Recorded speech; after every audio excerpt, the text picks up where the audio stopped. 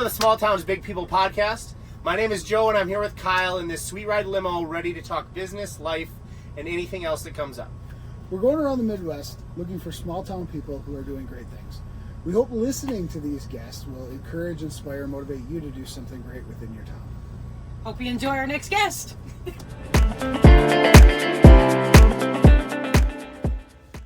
For this interview here, we're here with Alyssa. She is the owner of Nature's Cove Learning Center in Altoona. So we're going to be asking you a few questions. But first, can you tell us a little bit about you? So like you said, my name is Alyssa. I started this. Do you want me to go into starting the business? Yeah, tell us about your business, who you are, what you're doing. So I started this in 2020, October of 2020.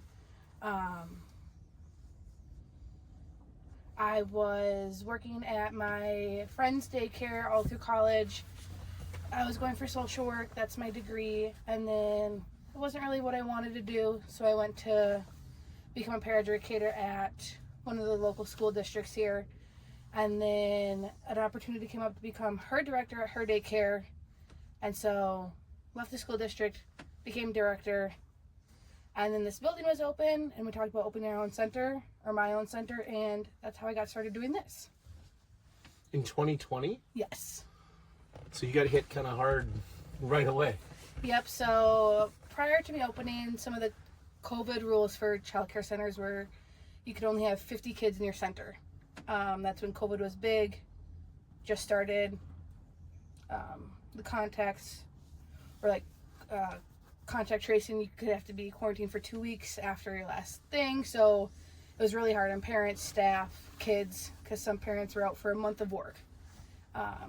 And so when I opened, that was also like, what are we going to do if this happens again? Because you have bills to pay, people to pay, parents still have to pay to come to or to hold their spot. So it was tough, but slowly started and got there. Interesting. So why did you make the switch to the daycare from the other path that you were on? When I was doing my internship in social work, it was with Comprehensive Community Services Program, and I liked that aspect of the social work. But then on the other side, there was foster care, CPS.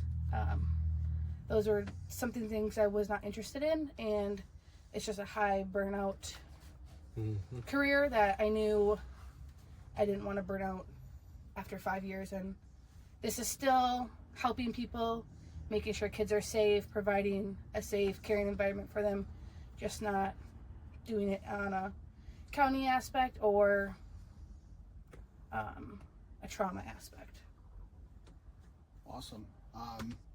And how hard was it for you to get started? I know you said you had some help, but if I wanted to go and start a daycare, like what are some of the things that I would really need to do? Yeah. So you have to fill out an application, background check, DOJ, FBI background check. You have to go through this immense checklist, make sure everything in each classroom is up to standards, and that's once you have what you think is up to standards, the licensor will come and check, and if it's not, you can't open right away. You have to have a certain amount of toys, cleaning supplies, cots, beds, pack and plays, everything for food preparation. If you're not having food on the premise, how is it going to get there? Is it transferred in a refrigerated vehicle? Gates on your locks, and the list goes on and on. But they have 60 days, so you really don't have that much time. I believe it's 60 days.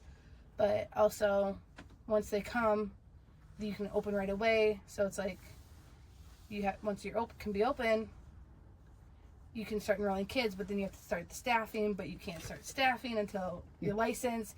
You can't enroll kids until you're licensed. So everything leads up to it, and it just goes so quickly. So you got to put out all that capital before making any money. Well, that kind of seems like a backwards system. So I believe I took a personal loan out from a friend, and I believe it was about $40,000. So that helped me get everything in that building, whether it was brand new equipment, supplies, office supplies, toys, anything you can think of. And we shopped. And during COVID, it was really hard to get all these products. So in each classroom, there was about 6 to 10 shelves, like the cubed ones. And usually you want things to look nice and matching. They weren't. We went to Target, Walmart, Home Depot, Menards, and just basically bought out everyone with shelves. So it was hard to get everything right away. And that was another part in the factor of making sure we had everything on that specific day our licensor was supposed to come. Good thing I was out as soon as you said background check, but no, that sounds like a ton of initial investment for a lot of risk, I guess, in this this industry. So is the potential upside much higher than normal, like than buying a rental property, or you know, are you gonna make a lot more money now that Rona's gone and you're fully rolling? And yes and no. So since COVID has started, or COVID became a thing, DCF has been giving out all these grants to childcare, and it's based off of your staff, your children. It's based off your children. Are they homeless? Do they have a different ethnic background? Do they speak a different language? Do they have an IEP? Do they see birth to 3? They ask all these factors about your children. And what you get a month is based on that. And since COVID has hit, kind of, it's now, or been gone so long, they cut them in half. So with these grants, you're supposed to improve your quality of care, your staffing, give staff bonuses, give staff raises. But now, as of June 2025, they're going to cut all these grants. So all these grants are helping daycares stay open and provide quality care, improve staffing, education for them all. And now they want to cut them all when they expect us just to raise our rates for childcare. So depends.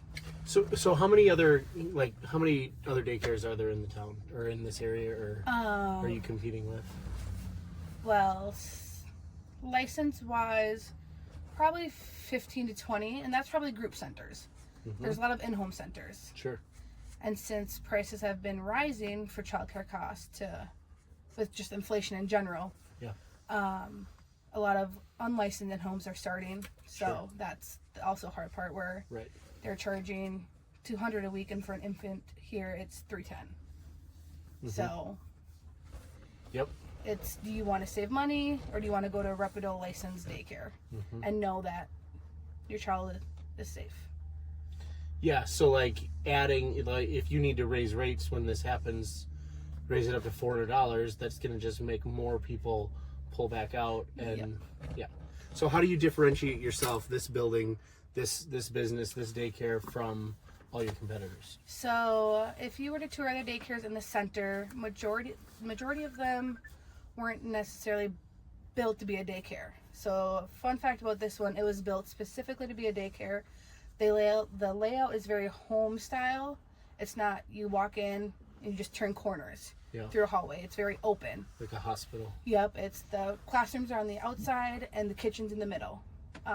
So very home style. And then there's a classroom upstairs. We're very local. The one downfall is we only bus to one local school, elementary school, since Eau Claire has 5 or 6 elementary schools. Mm-hmm. Student Transit only does it in your division, I think it's called. But then just from all of our licensing reviews, all of our staff qualifications, and they have specific levels that they are on based on their education and classes they have done. Mm-hmm. And a lot of it's word of mouth from previous and current families. Sure. So are you full? Yes. So we're licensed for 88 children, and we have about 90 kids enrolled. One thing that makes us also a little different is most daycares either go pay for 3 days or 5 days.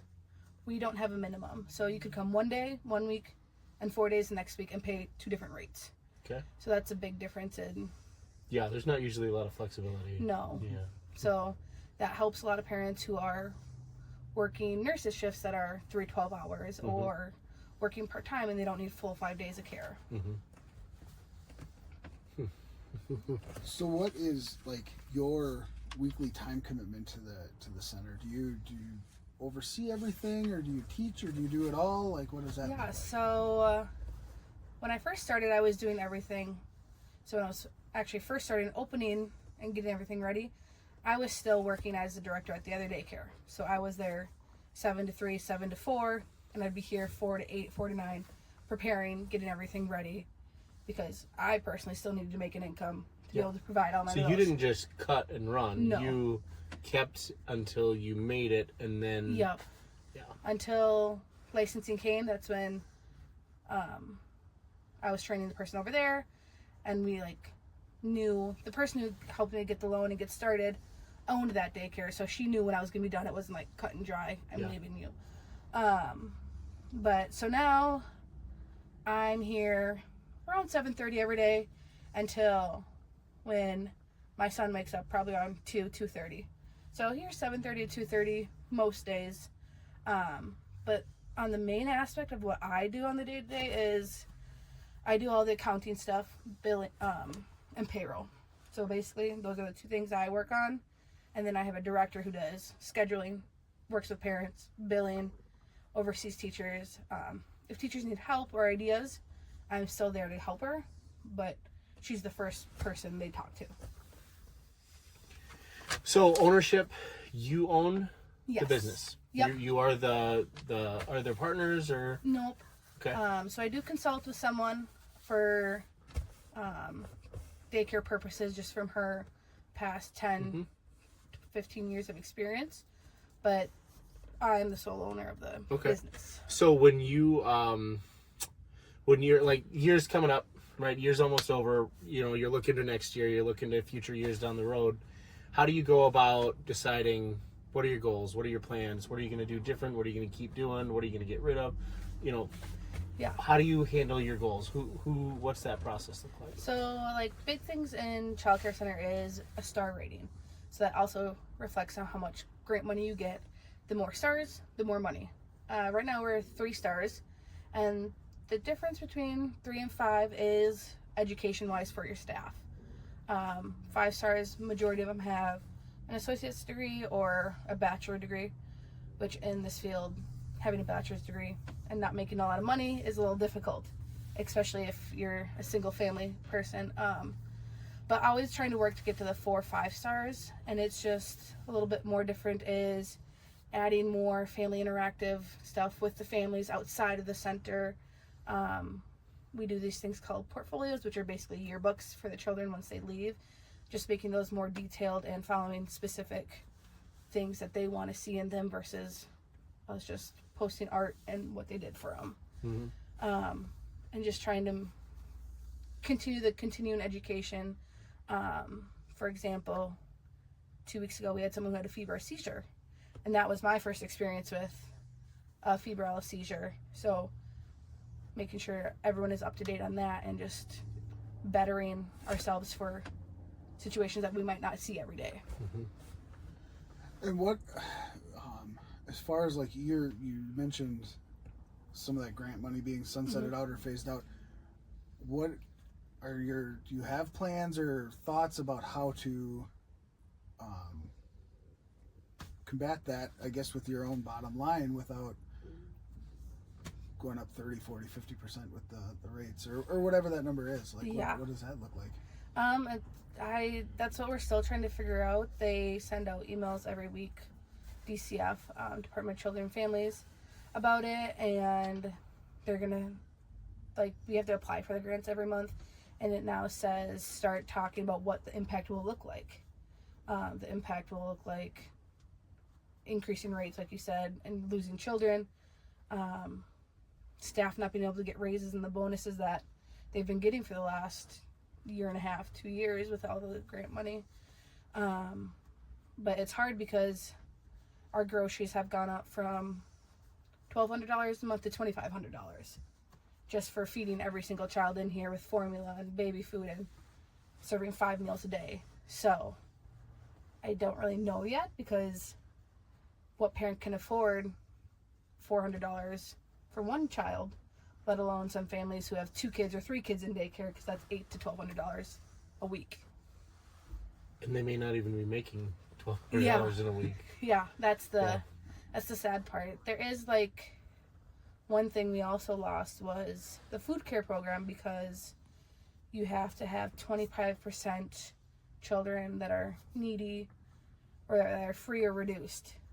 But a lot of those parents who would be considered free or reduced can't afford daycare prices. So we like that reimburses you for all your meals.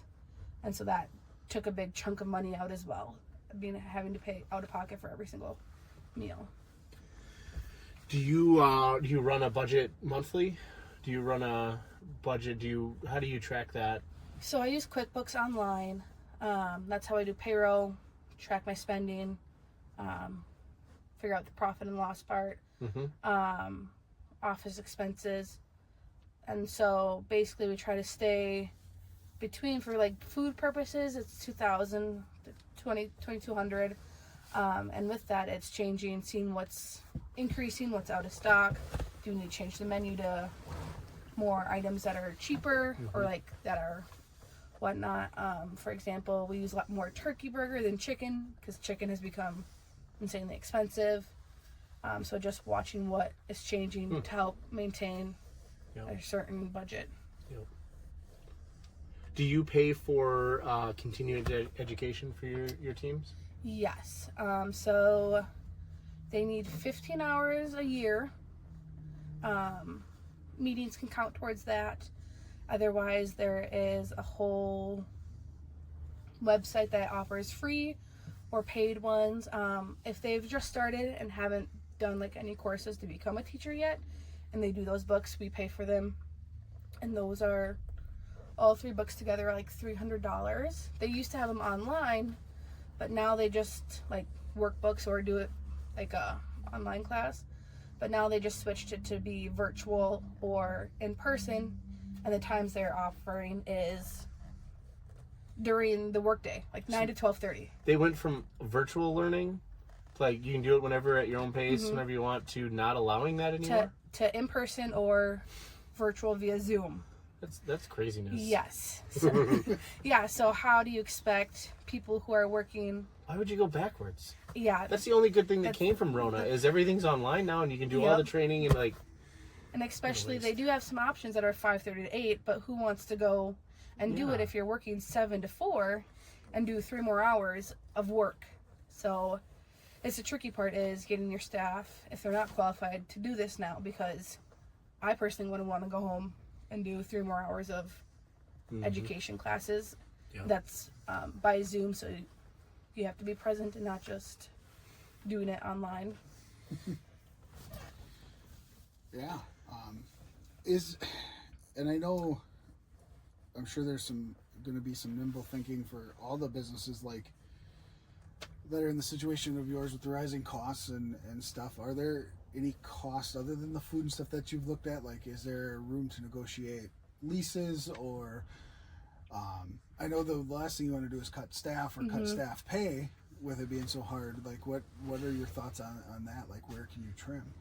Yeah, that's really hard, because in childcare you don't get paid well anyways. I don't want to say you get paid bad, but you're not making what you could be making at McDonald's or Culver's making, I don't know how much it is, but it's more $18 an hour there. Childcare is not a high wage for how much work you put into it. So if we cut staff, then we'd have to cut children, because we have to maintain certain ratios. So say we had to cut 5 staff, we'd have to look at what room makes the most money, because each ratio is different for each age range, and then go from there. Babies require smaller groups, but having 2 teachers. So it's checks and balances to see. And that's a state regulation. You can't do something or educate out of that or get past any of that, right? No. So you have a specific, so for example, 0-2 ratio is 1-4, and you can only have 8 kids in your classroom. Even if your classroom was licensed for 12 kids, you couldn't have 12 kids 12 babies with 3 teachers, because each kid has to have a specific square footage in the room, and you can't max the max capacity of what that age group is. So like one of our rooms could fit 24 kids, but the age group we have in it is 12. So we couldn't put more than 12 kids because that cuts it off. So your building can hold more. You just Yes. can't do it right now. Yeah. We'd have to switch up everything, and it's kind of tricky because you have to wait till certain birthdays hit and people age out. It's a lot of waiting game for birthdays in part. Yep. Everything you're talking about is reinforcing why I know there's the checks and balances are in place for reasons, and there's things that have happened, but a lot of it, the nonsensical stuff, just reinforces why I hate bureaucracy. Why I hate that. Like, I get it's got to be there for certain things, but like it just goes to a whole new level, and the puzzles you have to solve with that, it sucks. Yep. And it's hard because your workers put in so much work. You want them to make way more than you can, and showing them different ways that you appreciate them and trying to do, whether it's stocking a staff fridge for them, buying them lunch, you just know it's never enough that they know you appreciate, because they deserve so much more than what they're getting. Yeah, and like the balance, like you're obviously thinking about stuff down the road like any good business owner does, but you mentioned doing it to help people and the kids and the staff, and now you're balancing that with the bottom line, and that's a weird spot to be that I think all business owners do. So it kind of blows my mind. You started probably the worst possible time that any business has ever started in the last 20, 30 years, right? And now that we're getting through that and we're past all those stupid things, it's worse now. Yes. That's the weird part to me. That they're like, here's all this money to help you get through funding, staffing, quality-wise. Yep. And you have to use it, and there's, like, they break it into 2 different programs, staffing and children. And there's so many things that you have to make sure you're following on ways to spend it, and then they're going to take it all away and be like, joke's on you, now you have to fund it all yourself. So that's the crappy part is you bank on this money for the last 4 years, and now going forward it's fend for yourself basically once if they don't renew the money, I should say. Yep. Well, it is what is, I guess, your biggest challenge with running the daycare? Usually staffing. Childcare is a high turnover rate. Knock on wood, we've been very good, and a lot of our staff have been here since 2020, 21, 22. So our staffing has quite the length of time they've been here. Ebbs and flows with the college girls, because one thing that also sets us out is we're open till 7:30 p.m. where most childcare centers close at 5:30, 6:30, 6.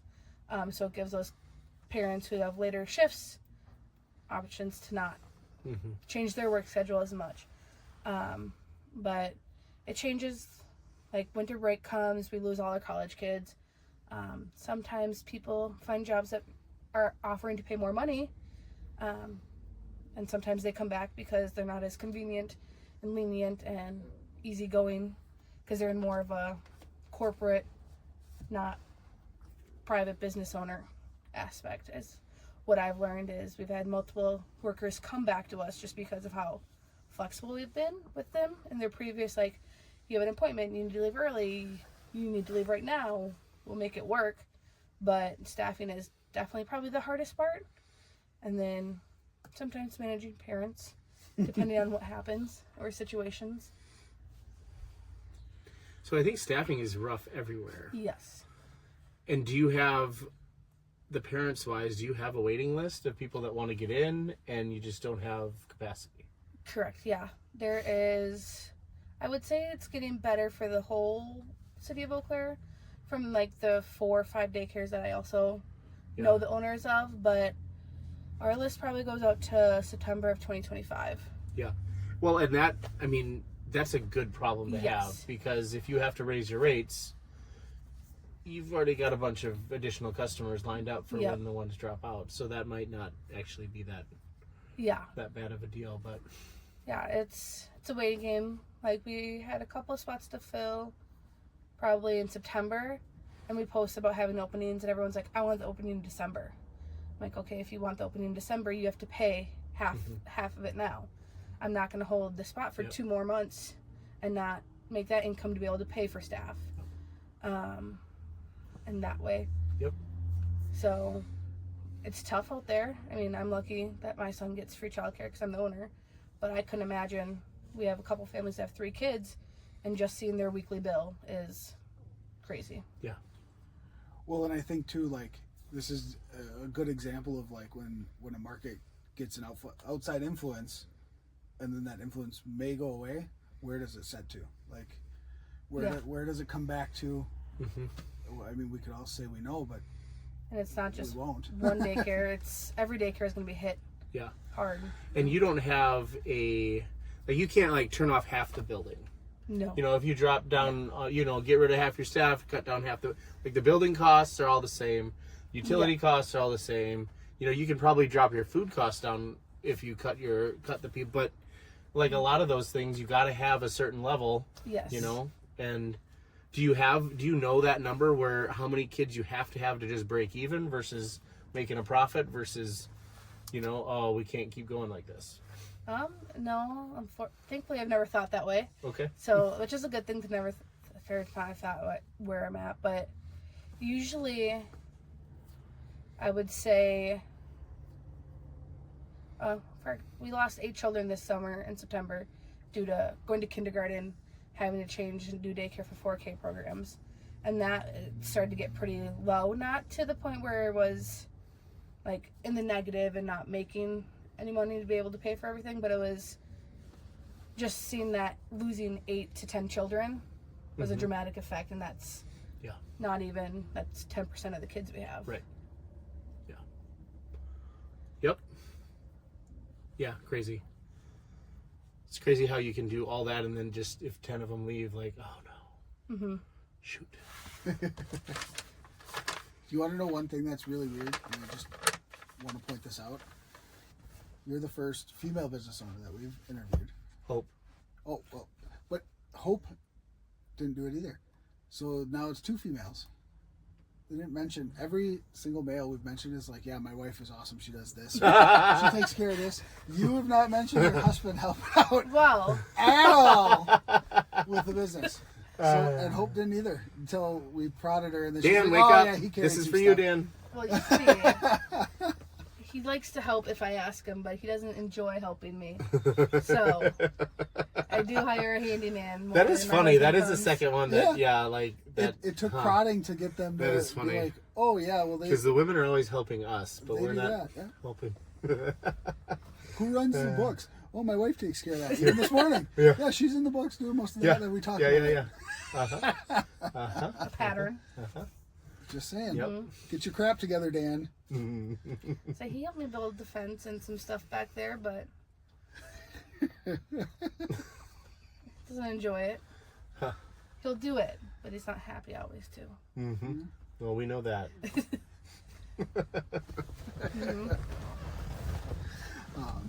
Yeah, that must be just a psychological thing between men and women, though. Men need more help than women. I don't know. Wherever that's going. But If you were gonna look out, like you just started in 2020, so we're at 4 years in, right? Are you where you thought you'd be? Are you where you hoped you'd be? Yeah. So I actually also opened another daycare in 2022. Okay. So I had a second location. And it was doing good. It's in the River Perry area of Altoona. Like I thought, awesome. This one's doing great. It's going good. Let's open another one. There's obviously a need for it because we all had long waiting lists. And I opened that for 10 months and then sold it. Oh. Sold it just because I got married, I was pregnant. I didn't want to have 2 daycares at the point. This one was my baby. I had no connection to that one. Yep. Not in a bad way, but these were all my original kids. So stuff. that one you bought? Did you buy that other one, or did you just start it from scratch? Yep, started from scratch. Okay. Rented the building. It was in a little strip area. Sold it. And then I am where I am, or I am where I think I would be. I can't expand the building anymore to get more children, unless I pause enrolling children and change the age groups for certain rooms. Yep. But I'm happy with the staff that I have, the people that are here, the parents that are here. It's all good families, good staff that come to work happy and want to be here. And I think that's all you could ask for with people wanting to work with children. So then, if you look 5 more years in the future, what would you like to see? I think I would like to get to that 4 or 5 star ratio or rating, just because that does also set you apart from different daycares in the area. I think there's 4 or 5 other daycares that are at that higher rating. Majority are at 3, I would say. I'd say that's the biggest goal, to get that 5-star rating from what I am working towards is from a national accreditation. So not looking to buy another one, do another one. You like having the one. Yeah. This is where you want to be. Yep. It was difficult being here and being there and maintaining over 100 children and 100 families. Especially staffing at that point was a little difficult on both ends, or for both places. So I was like, I need to focus on one. I don't want my new one to not do well, and this one to go down, because I can't put 100% into both of them. So, do you have more, or should we transition to residual?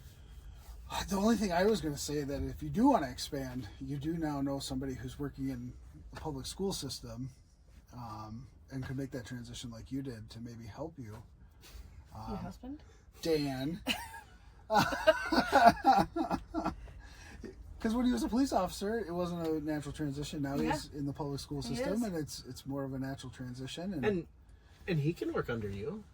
You know, you could be the director. You could be able to tell him what to do, and he can listen to you. Yeah. If he would listen to me. I don't know if he would. I think it's good for him, though. I think we should all encourage him to definitely do that. Yep. You guys can start. Yep. We will. Hey, I found a new job for you. I have been. Yeah. I told him when he mentioned you were selling that one, I was like, why don't you take it over? Take it completely off her plate. And he's like, no. No. It's like, you just know. No. Yep. Like, No explanation. Yep, pretty much. But no, now you can go into your residual. Okay, residual income. So we like to talk about residual income because I think it's the best form of income. So residual income is the idea that you do a little bit of work or a lot of bit of work, get things set up, and then they run, right? And you don't have to put more work in. Yep. So like, let's say you go on vacation for 3 years and you still made the money, right? Or you decide that you want to homeschool your kids and you do that and the money's still coming in, right? So how is this business set up? Is there any residual aspects of this? Is there anything how are you doing that? Yeah, so, I mean, I could definitely work part-time or from home if I really wanted to. I'm more of a control person where I want to know what's going on, see what's going on, and see where my money's being spent on, if people are actually doing their job or whatnot. My director is very capable of doing that as well. But I think once I have more children and need more time, I will go cut back and go to part-time. Take those days off and still be available if needed to be, but no, everything is running fine here. Does that answer your question? I mean, yeah, for the most part. Yeah. You like what you do. I like what I do. You don't want to really disengage. Like, you just have to come up with something else to do then. Right. I like what I do. I like the flexibility, being able to come and go as I please. If I need to be here, I need to be here. Right. But if you did need to take some time off. Yeah. Like for when I had maternity leave, all I did was payroll. That's the one thing I did. And I think that's one thing I'd always do unless I outsourced it, just because putting money is a big trust into people. Yep. And not saying I don't trust my workers, but you can never know what happens. But payroll is every 2 weeks, and it's a half hour it takes, so it's not that big of a time commitment to do that one aspect of it. Yep. Cool. Yeah, I mean, it's nice to have already thought through that. Like a lot of people go into a business and they start it up and they get it going, and then they're doing 80, 90 hours a week. Yeah. And well, how do I get out? I can never get out. This is just my life. And then, like you said, they're burnt out. That's does happen a lot in foster care. It's sad, but that's the way it is. And being able to take that break is super important, right? Even if you're doing what you really like, right? Residual income is great, but if you're doing what you got to find something to do, you got to do something with your life. And if you're doing it, just like Jordan in the last interview, like he's gonna be a farmer. He doesn't want to stop. Yeah. So like making that a truly residual business isn't really a benefit, right? Yeah.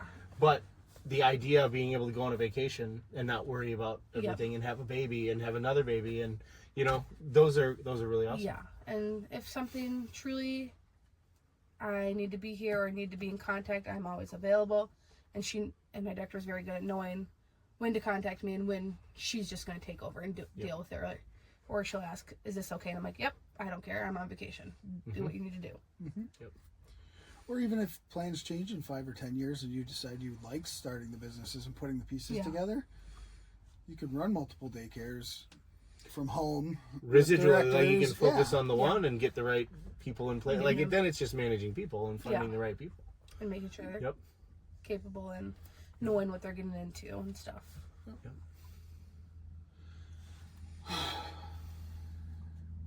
And I think we are now into kind of like what we could challenge you to do different or change from what we know, and I'll let Joe go first. Well, obviously we want to challenge you to get Dan involved, right? Dan needs to step up to the plate a little bit here. Deliver some food maybe. That would be.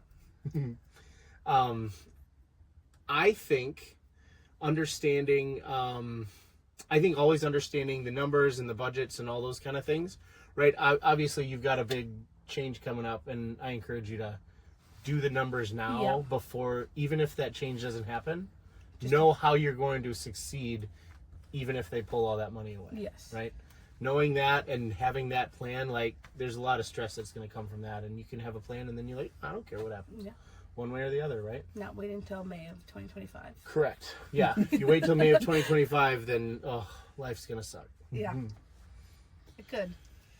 Yeah, and I know we've talked a little bit about it, and I'm going to harp on this again.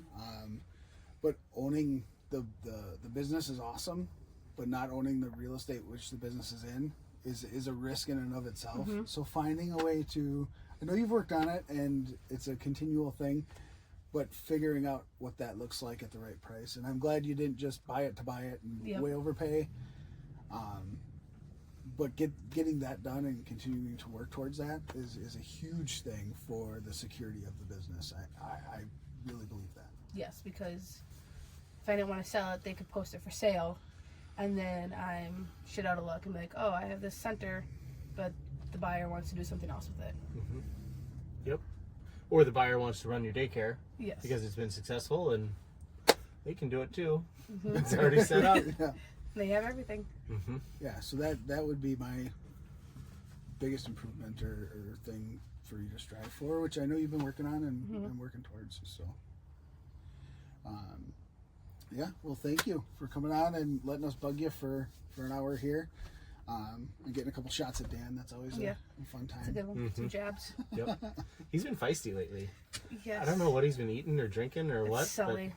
It's Sully. Oh, is it? He's a maniac. Yeah, Dan's been very feisty.